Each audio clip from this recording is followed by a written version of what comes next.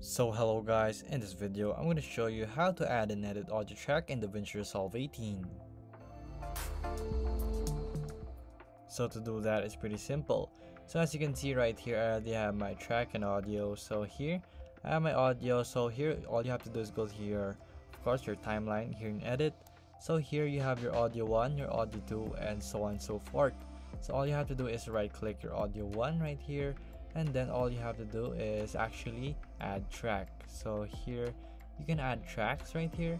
So here there's video tracks, so we don't actually need that, so we'll just place that into 0. And then here you can add the number of tracks, and here you have your insert position.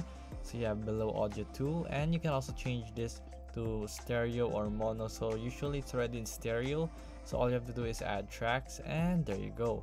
So after that, you can also of course right click this, and then you can also change your here your audio track color, which is pretty simple too, so you can actually differentiate it from other tracks that you're trying to make.